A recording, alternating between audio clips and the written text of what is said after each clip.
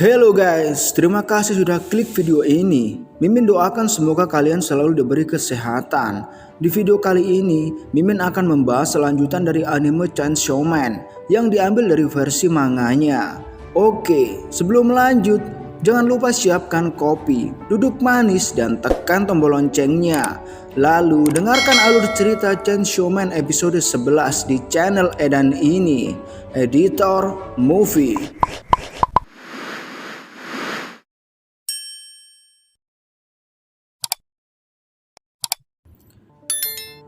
Di episode sebelumnya telah berakhir dengan Denji dan Power yang mendapat pelatihan khusus dari Kishibe, si pemburu iblis terkuat. Dalam latihan tersebut, Denji dan Power tampak tidak berdaya saat menghadapi kemampuan Kishibe.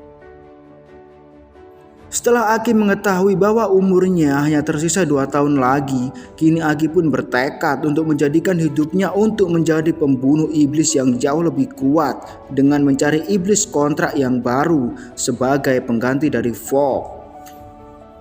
Cerita berlanjut dengan Aki yang sudah bertekad untuk membuat kontrak baru dengan salah satu iblis terkuat. Iblis itu bernama Future Devil atau iblis masa depan. Kolose mengatakan sampai saat ini hanya ada 2 orang di biro keamanan yang melakukan kontrak dengannya.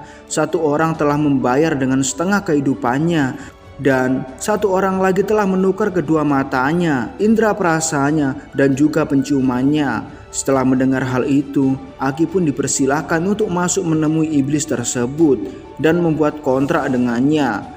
Iblis itu memiliki wujud seperti manusia pohon dengan lubang di perutnya, dan di dalam lubang tersebut juga terdapat suatu bola mata berukuran besar. Di saat iblis itu melihat kemunculan Aki, entah kenapa iblis itu langsung mengatakan bahwa dia telah melihat masa depan dan itu adalah masa depan terbaik yang pernah dia lihat.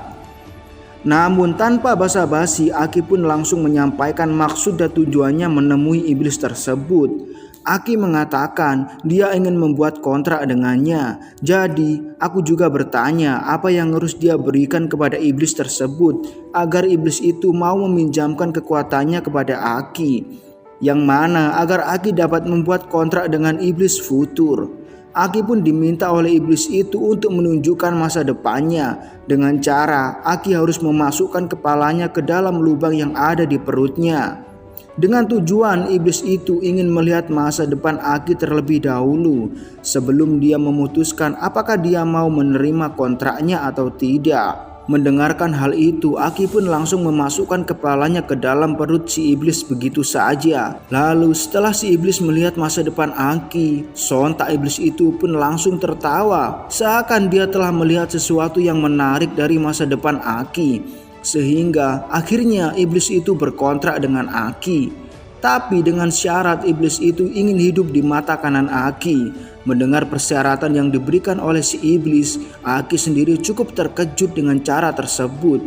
Karena bisa dibilang syarat itu terlalu murah baginya. Namun kemudian Future Devil juga memberitahu Aki bahwa di masa depan Aki akan mati dengan cara yang paling mengenaskan. Jadi itulah kenapa yang membuat dirinya tertarik dengan Aki. Dan dia ingin melihat kematian Aki yang mengenaskan itu secara langsung dengan matanya sendiri. Sementara di sisi Aki, walaupun sudah tahu bahwa dia akan mati mengenaskan di masa depan, Aki tidak terlalu peduli bagaimana dia akan mati nantinya. Karena yang terpenting baginya saat ini dia bisa menjadi lebih kuat dari sebelumnya dan bisa membunuh mereka yang ingin dia bunuh. Sehingga akhirnya Aki pun menyetujui kontrak dari Future dan dia langsung menyuruh iblis tersebut masuk ke dalam mata kanannya. Sementara itu, scene kembali berganti ke tempat yang berbeda. Di sini kita pun dapat melihat Genji dan Power yang sudah dibuat babak belur kembali oleh Kishibe. Namun, ketika Kishibe melihat luka yang ada di wajahnya, Kishibe langsung memuji perkembangan Denji dan Power karena sudah bisa melukai dirinya. Tidak peduli meskipun itu hanyalah goresan kecil saja.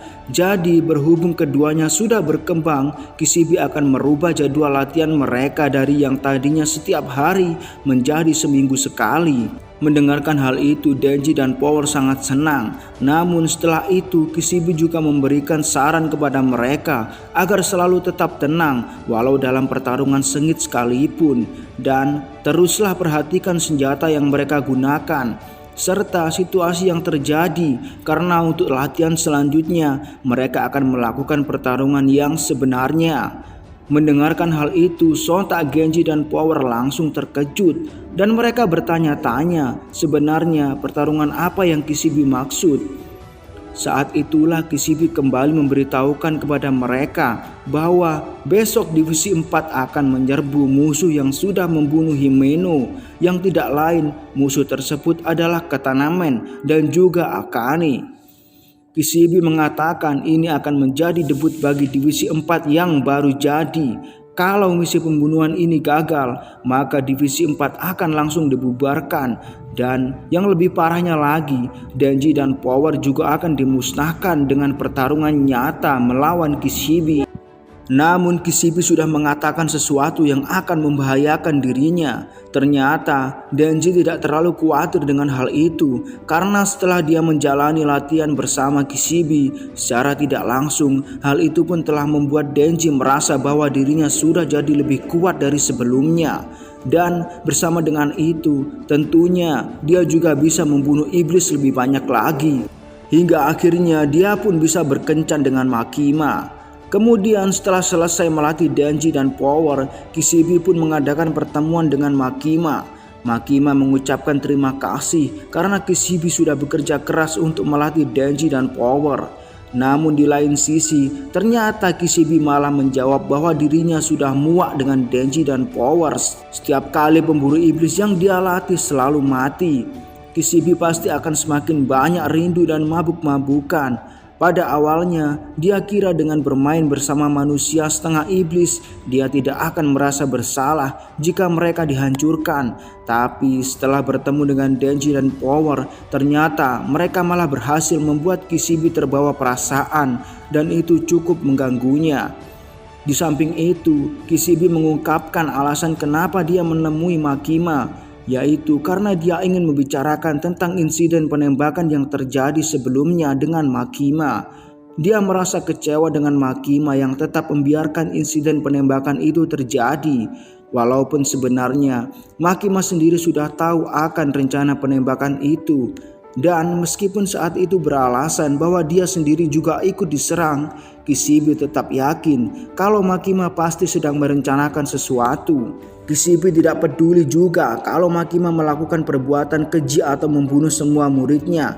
Asalkan selama Makima selalu berpihak kepada umat manusia, maka Kishibe juga akan menghiraukan perbuatan Makima selama itu masih terlihat wajar. Menanggapi ucapan Kishibe, Makima pun menjawabnya dengan mengatakan bahwa yang dia inginkan hanyalah untuk menyelamatkan umat manusia sebanyak mungkin.